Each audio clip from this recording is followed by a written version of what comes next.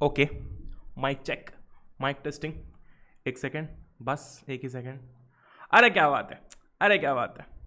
Okay, hello everyone, कैसे सभी लोग? आई होप कि आप सभी लोग सेफ होंगे। एंड आ चुका हूं मैं वापस से एक नए चैप्टर के साथ में, एक नए टॉपिक के साथ में। तो आज हम पढ़ने वाले होंगे क्या? आज हम पढ़ने वाले होंगे WEP, यानी कि भैया मैंने कहा वर्क, एनर्जी, पावर।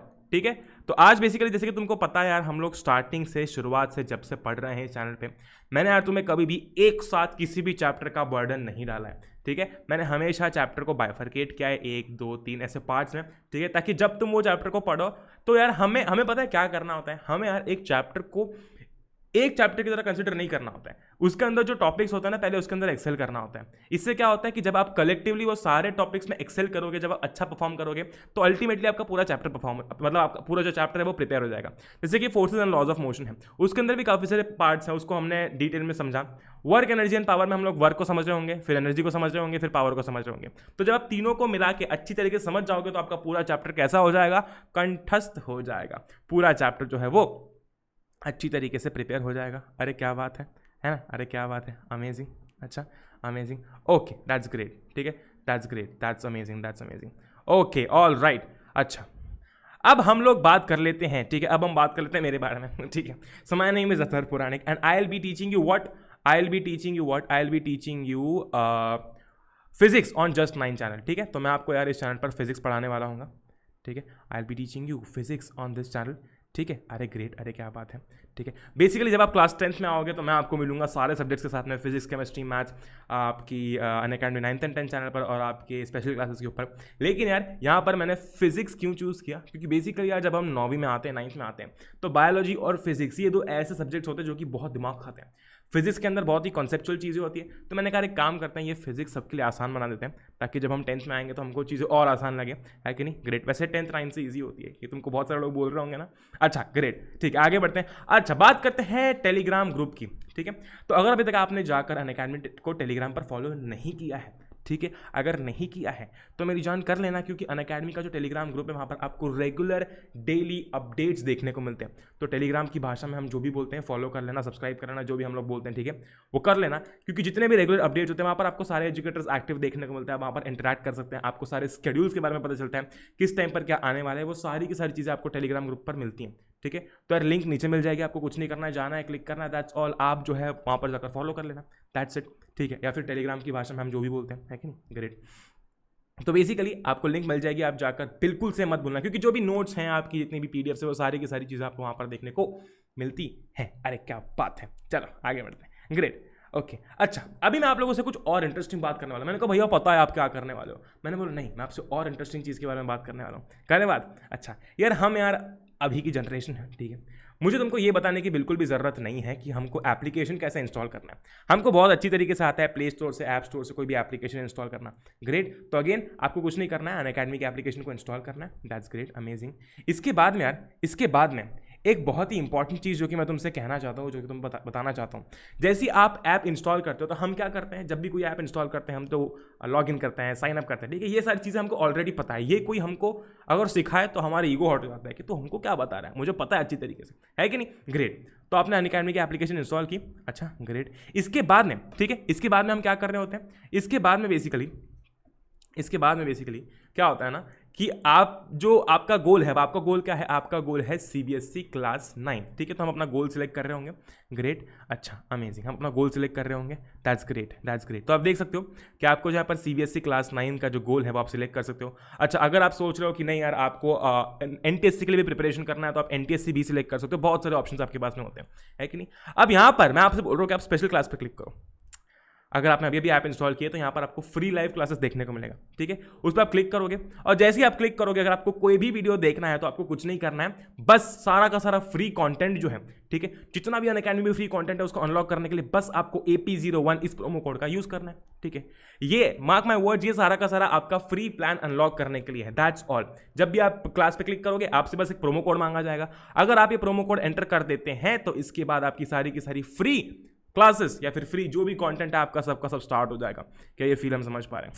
क्या ये फील हम समझ पा रहे हैं? आ रही वाइब? मतलब सोचो सारा का सारा फ्री कंटेंट है ना, सारी की सारी फ्री चीज़ें आपको देखने को मिलेंगी, बस कुछ नहीं करना है भैया। लेकिन ये तो आप प्लस सब्सक्रिप्शन के टाइम पे भी बताते हो प्रोमो कोड। मैंने कहा हाँ, ठीक है, मैंने कहा हाँ, लेकिन अगर आपको कोई फ्री चीज़ अनलॉक करनी है उसमें सिर्फ आपको AP01 कोड एंटर करना है, ठीक है। अच्छा, अब अगर आपको प्लस सब्सक्रिप्शन लेना है, अगर आप चाहते हैं कि आप प्लस सब्सक्रिप्शन लें, अगर आप प्लस क्लास के अंदर उस प्लस बैच के अंदर एनरोल करना चाहते हैं तो आप बिल्कुल से कर सकते हैं। बहुत सारे प्लान्स अवेलेबल हैं, आप वो भी चेकआउट कर सकते हैं। आइकॉनिक सब्सक्रिप्शन में जहाँ पर आपको एक पर्सनल मेंटोर देखने को मिलता है, लेकिन यार यहाँ पर आप ये AP01 के थ्रू ना ही सिर्फ 10% डिस्काउंट पा सकते हैं, लेकिन ये सारा का सारा फ्री कॉन्टेंट अनलॉक करने के लिए भी इस प्रोमो कोड का इस्तेमाल हम करेंगे, है कि नहीं? अरे क्या बात है, ग्रेट। आगे बढ़ते हैं, हम आज बात करने वाले होंगे वर्क, एनर्जी एंड पावर की। एंड जैसे कि हमको पता है यार, वर्क, एनर्जी एंड पावर, ठीक है। जैसे कि हमको पता है कि हम हर एक चैप्टर को यार चंक्स में डिवाइड करते हैं, और चंक्स में डिवाइड करने के बाद में उसके बाद में हम क्या करते हैं, उसके बाद में बेसिकली हम जो है वो उसको पढ़ रहे होते हैं। ग्रेट। तो वर्क क्या है हमारी सिंपल सरल सी भाषा में है, सरल सी भाषा में, सिंपल सी सरल सी भाषा में वर्क क्या है? काम करना, है कि नहीं? वर्क क्या है? काम करना। अच्छा, क्या बात है कि नहीं? अमेजिंग। वर्क क्या है? काम करना। That's great, okay, amazing. तो हमें पता, हम बोलते हैं ना यार आज तो बहुत काम था, it was a hectic day, there was a lot of work to do. तो हम क्या बोल रहे हैं? हम काम कर रहे हैं। अब ये वाला वर्क और जो काम हम करते हैं उसमें काफ़ी फर्क होता है, जो कि हम आगे समझ रहे होंगे, ठीक है। अच्छा, ग्रेट। एनर्जी की बात करते हैं, ठीक है, एनर्जी की बात करते हैं। यार मैं तुमको एक चीज़ बताऊं, अगर मैं तुमको एक चीज़ बताऊं तो वर्क, एनर्जी एंड पावर, ये इस ही ऑर्डर में, पहले वर्क, ठीक है, पहले वर्क, ओके, फिर एनर्जी और फिर पावर, ये इस ही ऑर्डर में जो है वो इंटरलिंक्ड है, ठीक है। जैसे कि मैंने तुमको बताया कि वर्क क्या होता है? वर्क इज काम करना, ठीक है, वर्क इज काम करना। एनर्जी क्या होता है? काम करने की क्षमता, ठीक है, काम करने की कैपेसिटी। मान लो लेट अस से कि आपको कुछ काम करना है आज, ठीक है, आपको कोई तो भी एक टास्क है, आपका एक वर्क है आज करने के लिए, ठीक है। उस काम को करने के लिए जब तक हमारे पास में एनर्जी नहीं होगी तब तक कोई फायदा है क्या? है, जब तक हमारे पास में उस काम को करने की क्षमता, कैपेसिटी नहीं है, ठीक है, तब तक क्या कोई मजा आने वाला है? नहीं। Great, amazing. अच्छा, ठीक है। तो यहाँ पर यार एनर्जी क्या है? काम करने की क्षमता। और जब मैं पावर की बात करता हूँ, पावर क्या है? पावर इस ताकत है, पावर इस ताकत। क्या भैया ये वो वाली ताकत है? ये वो वाली ताकत है कि मैंने इसको ऐसे जोर से मारा तो मेरी ताकत ज़्यादा है तो उसको लग गई। मैंने कहा आप पार्शियली बोल भी सकते हो और पार्शियली नहीं भी। क्यों? क्योंकि ये हम पावर में समझ रहे होंगे, ठीक है। तो जितने भी कॉन्सेप्ट हमारे दिमाग में चलते हैं ना कि इसकी पावर, उसकी पावर, मेरी ताकत ज़्यादा है, मेरी पावर ज़्यादा है, तो एक्चुअली में जब हम इस पावर टर्म की बात करते हैं तो ये पावर टर्म फिजिक्स की भाषा में या फिर फिजिक्स की लैंग्वेज में क्या होता है, एनर्जी क्या होता है, वर्क क्या होता है, ओहो भैया क्या बात है कि नहीं? ग्रेट। सबसे पहले हम बात करने वाले होंगे वर्क की। ओहो देखो, तो यहाँ पर दो लोग काम कर रहे हैं, वर्क कर रहे हैं, ठीक है। अब सोचो जरा, क्या हम काम कर रहे हैं? भैया हाँ काम कर रहे हैं, आप पढ़ा रहे हो, आप भी काम कर रहे हो, हम पढ़ रहे हैं, हम भी काम कर रहे हैं। मैंने कहा अच्छा ठीक है, मैंने बोला अच्छा ग्रेट। वर्क क्या होता है पढ़ लेते हैं। Product of force and displacement caused in the direction of force. Work is, ध्यान से मेरी बात को सुनना, product of force and displacement caused in the direction of force. इसका क्या मतलब है? देखो मान लो यहाँ पर एक बॉक्स रखा हुआ है, एक बक्सा रखा हुआ है, ठीक है, एक बक्सा रखा हुआ है कि नहीं? अमेजिंग, अमेजिंग, ठीक, अमेजिंग। अब बेसिकली जब आप यहाँ पर फोर्स लगाओगे, लेट अस से कि आप यहाँ पर 30 न्यूटन का फोर्स लगा रहे हो। कितना न्यूटन? 30 न्यूटन, ठीक है। आप 30 न्यूटन का फोर्स लगा रहे हो। आप जिस डायरेक्शन में फोर्स लगा रहे हो, अगर उस बॉडी का, इस बक्से का डिस्प्लेसमेंट भी उसी डायरेक्शन में हो रहा होता है, ठीक है, उसी डायरेक्शन में हो रहा होता है, तो उस केस में हम बात कर रहे होते हैं किसकी? वर्क की। देखो जरा, product of force and displacement cause in the direction of force, in the direction of force, है कि नहीं? ग्रेट। और ये कौन सा केस है हम आगे बात करेंगे। Work done is force into displacement, ठीक है, work done is force into displacement. ओहो भैया क्या बात है भैया, अमेजिंग भैया, अच्छा ग्रेट। अब यहाँ पर जब हमने समझ लिया है तो कुछ और चीज़ें समझ लेते हैं। मान लो कि आप घर पे थे, आप अपने घर पे थे, ठीक है, आपको अपने एक दोस्त ने बुलाया, ठीक है, आपको अपने एक दोस्त ने बुलाया, आपका दोस्त यहाँ पर रहता है, ठीक है, तो आप यहाँ पर गए, है ना, मस्त घूमते फिरते, है ना, यहाँ से निकले थे, यहाँ से घूमते फिरते अपने दोस्त के घर पे गए, ठीक है, आपके दोस्त के घर पे गए, ओके ग्रेट, अमेजिंग। वहाँ से निकले, ठीक है, वहाँ से निकले, इस बात को फॉलो करते हुए घर पे आ गए, ठीक है, इस बात को फॉलो करते हुए घर पे आ गए। अच्छा, आपने शुरुआत कहाँ से की थी? घर से। आप वापस कहाँ पर आए हो? घर पर। आपकी इनिशियल पोजीशन और आपकी फाइनल पोजीशन क्या है? आपकी इनिशियल पोजीशन और आपकी फाइनल पोजीशन, इफ आपकी इनिशियल पोजीशन और फाइनल पोजीशन क्या है? घर है, तो डिस्प्लेसमेंट क्या है? 0 है। ओहो क्या बात है, यहाँ पर 0 रखो, यहाँ पर 0 रखो, क्या होगा, क्या होगा, है कि नहीं? ग्रेट। लेकिन भैया कुछ समझ नहीं आया। मैंने कहा समझाऊंगा, चिंता मत करो। मैंने बोला मैं समझाऊंगा, चिंता करने की कोई ज़रूरत नहीं है, ठीक है। तो मैं इसको इरेज कर देता हूँ यार, ठीक है, मैं इस सबको इरेज कर देता हूँ एंड हम लोग अलग अलग केसेस की बात करते हैं कि कब हमारा वर्क डन जीरो होता है, कब हमारा वर्क डन पॉजिटिव होता है और कब हमारा वर्क डन जो है वो नेगेटिव होता है। तो मैंने आप लोगों के लिए बहुत सारी अच्छी अच्छी चीज़ें नोट डाउन करके रखी थी, जिससे कि आप बिल्कुल भी कंफ्यूज ना हो, ठीक है, जिससे कि बिल्कुल भी कंफ्यूजन पैदा यहाँ पर ना हो। अच्छा ग्रेट, ओके। सबसे पहला केस है कि हमारा वर्क डन जीरो कब हो सकता है, हमारा वर्क डन जीरो कब हो सकता है। मैंने कहा यहाँ पर देखो, वर्क डन का फॉर्मूला क्या है, F इंटू एस, है ना, F इंटू एस है कि नहीं, ग्रेट, F इंटू एस। अच्छा, अगर फोर्स जीरो हो गया है ना, अगर फोर्स अप्लाइड जो है वो शून्य है, जीरो है, तो क्या वर्क डन जीरो हो जाएगा। मैंने बोला सोचो जरा, पीछे की साइड में यहाँ पर तुम देख सकते हो टेबल रखा हुआ है, एक लैंप रखा हुआ है, ठीक है, उस पर कोई फोर्स नहीं लग रहा है, ठीक है, उस पर कोई फोर्स नहीं लग रहा, उस पर कितना फोर्स लग रहा है, 0 न्यूटन, कुछ फोर्स नहीं लग रहा है ना, कुछ फोर्स नहीं लग रहा, ओके। तो कितना हो जाएगा, 0 इंटू डिस्प्लेसमेंट, टू डिस्प्लेसमेंट। अब पहली बात तो फोर्स लग नहीं रहा, तो वो डिस्प्लेस भी कर नहीं रहा है बिल्कुल भी, ठीक है, चलो वो केस अलग है, वो भी छोड़ दो। लेकिन यहाँ पर हम क्या देख सकते हैं कि जब ऑफकोर्स मल्टीप्लिकेशन में 0 है तो वर्क डन क्या आना है, वर्क डन क्या आना है, शून्य आना है, ठीक है, वर्क डन क्या आना है, शून्य आना है। तो वर्क डन कितना है, शून्य, क्या बात है। तो पहला केस देख लिया हमने, जब आपका F जो है, जब आपका F जो है वो शून्य होता है कि नहीं, जब आपका F जो है वो शून्य होता है। ओह क्या बात है, अमेजिंग, ग्रेट। अगला केस देख लेते हैं, दूसरा केस। दूसरा केस किस चीज का, कि वर्क डन कब जीरो हो सकता है। अच्छा अच्छा, अमेजिंग। सोचो जरा, ठीक है, सोचो जरा, एक बहुत ही इंपॉर्टेंट चीज़ सोचने लायक है ना, एक बहुत ही इंपॉर्टेंट चीज़ सोचने लायक। आपका यार यहाँ पर जो डिस्प्लेसमेंट है, ठीक है, अगर ये शून्य हो गया, आपका अगर डिस्प्लेसमेंट शून्य हो गया, तो क्या मेरा वर्क डन भी शून्य हो जाएगा। सही बात है भाई, अगर फोर्स जीरो हो गया था तो हमारा वर्क डन जीरो हो गया था। अब उसी फॉर्मूला में अगर हम इस डिस्प्लेसमेंट को शून्य कर दें, तो क्या मेरा वर्क डन जीरो हो जाएगा, क्या मेरा वर्क डन जीरो हो जाएगा जब हमारा डिस्प्लेसमेंट शून्य है। तो हाँ, क्या बात है, अमेजिंग है कि नहीं, ग्रेट। अच्छा, ये कौन सा केस है भैया, मेरे को नहीं समझ में आ रहा, ये कौन सा केस है मुझे बताओ। मैंने कहा यार दीवार है सामने, मेरे जस्ट सामने एक दीवार है, ठीक है, ग्रेट।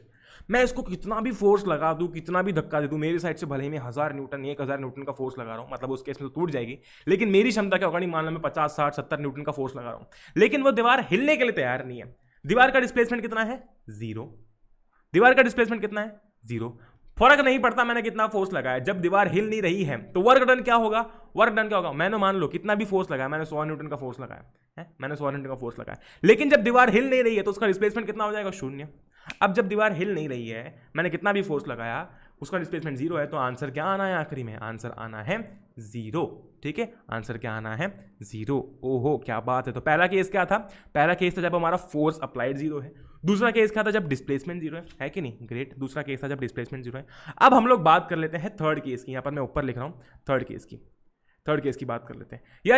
यार जब आपके फोर्स और आपका जो फोर्स और डिस्प्लेसमेंट के बीच का जो एंगल है वो 90 डिग्री हो, ठीक है, फोर्स और डिस्प्लेसमेंट के बीच का जो एंगल है वो 90 डिग्री हो, उस केस में भी जो हमारा वर्क डन होता है वो 0 होता है। कैसे, मान लो ये बक्सा है यहाँ पर, ठीक है, ये बक्सा है यहाँ पर, अच्छा ग्रेट, क्या बात है, अमेजिंग।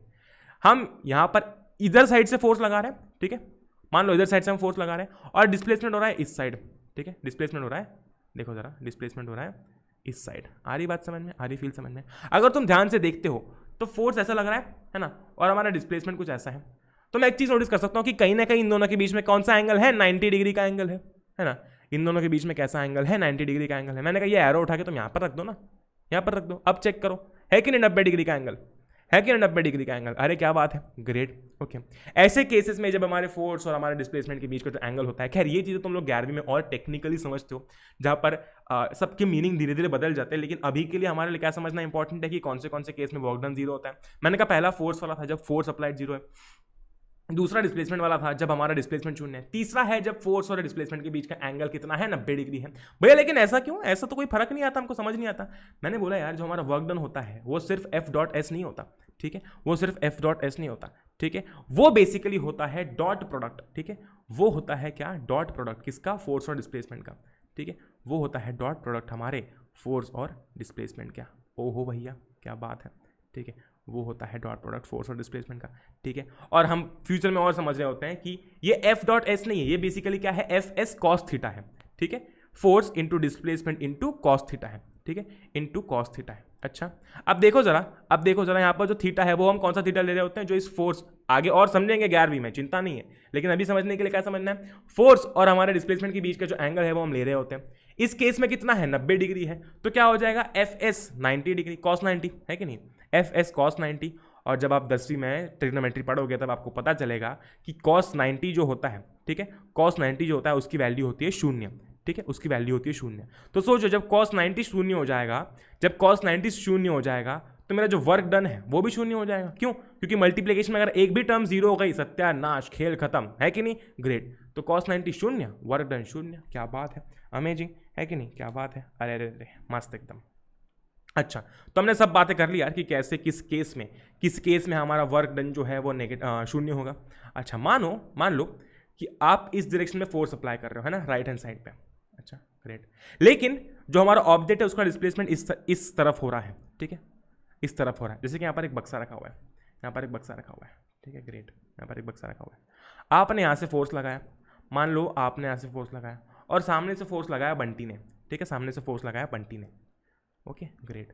अब अगर मैं आपके रिस्पेक्ट में बात कर रहा हूँ, ठीक है, तो क्या हो रहा है कि आप इधर से भले ही फोर्स लगा रहे हो, लेकिन हमने देखा है ना कि हम जब किसी चीज़ को धक्का मार रहे होते हैं, है कि नहीं, और सामने से भी अगर कोई धक्का मार रहे होते हैं तो क्या होता है, अगर किसी एक साइड से फोर्स ज़्यादा होता है तो क्या हो रहा होता है, जब किसी एक साइड से फोर्स ज़्यादा होता है तो सामने वाले की तरफ वो चीज़ पुश होती है ना। जब ऐसी बहुत ही चिकनी टाइल्स होती है तो हम ऐसे पीछे की साइड जो है वो स्लाइड कर रहे होते हैं, है कि नहीं, अगर सामने से कोई फोर्स लगा रहा होता है तो आप भी फोर्स लगा रहे हो, यहाँ से आप भी फोर्स लगा रहे हो, लेकिन क्या हो रहा है, ऑब्जेक्ट राइट हैंड साइड जाने की जहां पर आप फोर्स लगा रहे हो, आपकी फोर्स के, मार्क माय वर्ड्स, आपके फोर्स में डायरेक्शन में जाने की बजाय अगर जो आपका ऑब्जेक्ट है वो अपोजिट डायरेक्शन में, मान लो जाना ऐसा चाहिए था, लेकिन इधर से भी फोर्स आ रहा है तो डिस्प्लेसमेंट इधर साइड हो रहा है, ठीक है, तो इस केस में क्या होता है, वर्क डन होता है नेगेटिव।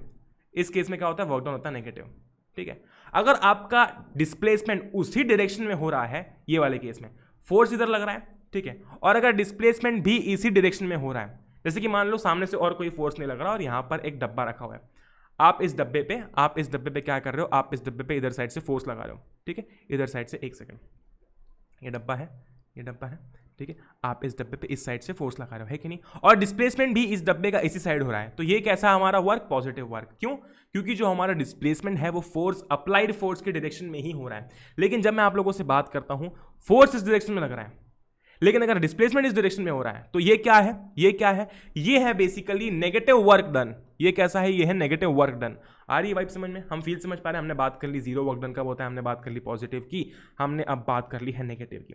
यार हमारा जो वर्क डन होता है, इसकी एसआई यूनिट क्या होती है, इसकी एसआई यूनिट होती है जूल, ठीक है, वर्क डन की एसआई यूनिट होती है जूल। अच्छा, फॉर्मूला क्या था हमारा, फॉर्मूला था work done is equals to, वापस से रिवाइज कर लेते हैं, F.S। अच्छा, अगर मैं आपको फोर्स की कुछ वैल्यू दे दूं और अगर मैं आपको डिस्प्लेसमेंट की कुछ वैल्यू दे दूं तो क्या हम वर्क डन निकाल पाएंगे? मान लो कि फोर्स और डिस्प्लेसमेंट की मैंने कुछ तुमको वैल्यू दी, आंसर आया 100, है ना, मल्टीप्लाई करने पे आंसर आया 100, तो क्या सिर्फ 100? नहीं, हम ऐसा यूनिट लगाएंगे आगे 100 जूल।